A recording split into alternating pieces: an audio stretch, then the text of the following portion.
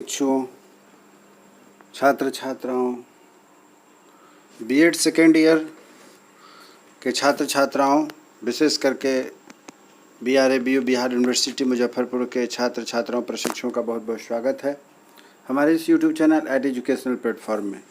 आज हम लोग चर्चा करने जा रहे हैं बीएड सेकेंड ईयर एग्ज़ाम 2023 अर्थात 21-23 के जो छात्र छात्रा हैं, प्रशिक्षु हैं, उनके फाइनल ईयर की परीक्षा स्टार्ट हो चुकी है। बिहार बाबा साहब भीमराव अम्बेडकर बिहार यूनिवर्सिटी के जो प्रशिक्षु हैं उनके लिए परीक्षाएं शुरू हो गई हैं। पेडागोजी की पेपर समाप्त हो चुकी है और आपके मेन पेपर शुरू हो गए हैं। कॉमन पेपर जो हैं सभी स्टूडेंट्स के होते हैं। आज हम लोग चर्चा करने जा रहे हैं कुछ महत्वपूर्ण प्रश्नों को, जो कि कल अर्थात 27/5/2028 को 80 नंबर की होने वाली जो परीक्षा है उसमें आपके लिए बहुत ही महत्वपूर्ण क्वेश्चन रहने की संभावना है। उस पर हम लोग आज चर्चा करने जा रहे हैं। उम्मीद करता हूं कि हमारा प्रयास आपके लिए बहुत ही सार्थक साबित होगा। आज का हमारा पेपर है कोर्स 8 अर्थात knowledge and curriculum. Knowledge and curriculum के बारे में आज हम लोग चर्चा करने जा रहे हैं, इसी उम्मीद के साथ कि हमारे द्वारा किया गया प्रयास कल की आपकी परीक्षा में एक मार्गदर्शन का काम करेगा। आइए आगे बढ़ते हैं कि हमारा पेपर क्या है, इस पर एक एक करके आपसे थोड़ा डिस्कशन करना चाहते हैं। एक चीज़ महत्वपूर्ण बात यह है कि यहाँ पर आपको 80 नंबर के जो पेपर दिए गए हैं, उस 80 नंबर के पेपर में आपके subject knowledge and curriculum 5 unit में होंगे और इन 5 यूनिट में दिए जाने वाले जो प्रश्न होंगे वह कुल मिलाकर के 10 प्रश्न होंगे। इन 10 प्रश्नों में से हर एक यूनिट से 2-2 प्रश्न रहेंगे और हर एक यूनिट से जो 2-2 प्रश्न रहेंगे उनमें से किसी एक को आपको अटेम्प्ट करना है, जो कि आपके लिए मार्किंग के योग्य होगा। अर्थात एक प्रश्न जो होंगे वह लगभग 16 अंकों के होंगे। अर्थात प्रत्येक यूनिट से 16 अंक के एक एक प्रश्नों को आपको अटेम्प्ट करना है और इस प्रकार से आपकी जो यह कोर्स 8 नॉलेज एंड करिकुलम का पेपर है, यूनिट 1 पर हम लोग चर्चा करने जा रहे हैं। यूनिट 1 का पहला क्वेश्चन यह है कि ज्ञान को क्रिया में कैसे प्रस्तुत करें। ज्ञान को क्रिया में कैसे प्रस्तुत करें। जानकारी ज्ञान में किस तरह प्रतिबिंबित होता है।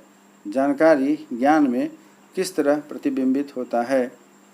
और दूसरा प्रश्न है कि उदाहरण की सहायता से सैद्धांतिक ज्ञान एवं व्यवहारिक ज्ञान का वर्णन करें। दूसरा प्रश्न है उदाहरण की सहायता से सैद्धांतिक ज्ञान एवं व्यवहारिक ज्ञान का वर्णन करें। यूँ तो मैं आज का यह पेपर C8 शुरू कर चुका हूँ आपके लिए, लेकिन आपसे यह आग्रह है कि आपसे यह गुजारिश है कि आप इस वीडियो को कृपया स्किप करते हुए न बढ़ें और यदि हमारे इस YouTube चैनल पर नए हैं तो कृपया इसे सब्सक्राइब करें, जिससे कि अन्य विषयों के भी जो आपके महत्वपूर्ण क्वेश्चन होंगे वह जैसे ही मैं अपने इस YouTube channel at educational platform पर डालूं उसका नोटिफिकेशन आपके पास सबसे पहले पहुंचे और आपकी तैयारी में, आपकी परीक्षा की तैयारी में जो आपके सेकेंड ईयर के महत्वपूर्ण पेपर हैं, जिसे आप दोबारा नहीं देना चाहते हैं, एक बार में ही अच्छे अंकों के साथ क्लियर करना चाहते हैं, अच्छे अंक प्राप्त करना चाहते हैं, उसकी सूचना नोटिफिकेशन आपको सबसे पहले मिल सके। तो कृपया हमारे इस YouTube चैनल पर नए हैं तो इसे सब्सक्राइब करें और पुराने हैं तो कमेंट्स के द्वारा अपने विचारों को व्यक्त करें। फिर से एक बार रिपीट करता हूं, यूनिट 1 का यह क्वेश्चन नंबर 1 है कि ज्ञान को क्रिया में कैसे प्रस्तुत करें। जानकारी ज्ञान में किस तरह प्रतिबिंबित होता है। जानकारी अर्थात नॉलेज जिसको कहते हैं, जानकारी ज्ञान में किस तरह प्रतिबिंबित होता है। और दूसरा प्रश्न यह है कि उदाहरण की सहायता से सैद्धांतिक ज्ञान एवं व्यवहारिक ज्ञान का वर्णन करें। उदाहरण की सहायता से सैद्धांतिक ज्ञान एवं व्यवहारिक ज्ञान का वर्णन करें। यूनिट 2 का प्रश्न है, यूनिट 2 में 2 प्रश्न दिए गए हैं जिस पर हम लोग चर्चा करेंगे। प्रश्न संख्या 3 है कि स्कूली शिक्षा में ज्ञान के किन रूपों को शामिल किया गया है। स्कूली शिक्षा में ज्ञान के किन रूपों को शामिल किया गया है। और चौथा प्रश्न है कि विद्यालय के लिए आवश्यक वर्गीकृत ज्ञान के चयन एवं चयनित ज्ञान को बेहतर ढंग से लागू करने की प्रक्रिया की विवेचना करें। विद्यालय के लिए आवश्यक वर्गीकृत ज्ञान के चयन एवं उस चयनित ज्ञान को बेहतर ढंग से लागू करने की प्रक्रिया की विवेचना करें। तो यह था आपके यूनिट 2 के 2 प्रश्न 3 और 4। अब हम लोग आगे बढ़ते हैं, यूनिट 3 में देखते हैं कि क्या हमारे लिए प्रश्न है, उस पर हम लोग चर्चा करते हैं। यूनिट 3 में आपके पास प्रश्न दिया गया है, पाठ्यक्रम के अर्थ एवं प्रकृति को समझाएं। पाठ्यक्रम के अर्थ एवं प्रकृति को समझाएं।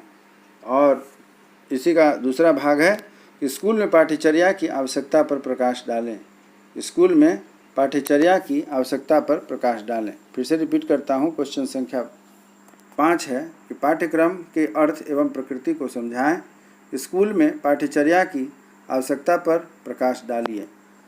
5वां प्रश्न के बाद अब 6ठा प्रश्न यह है कि पाठ्यपुस्तकों के महत्व और एक अच्छी पाठ्यपुस्तक के गुणों का वर्णन करें।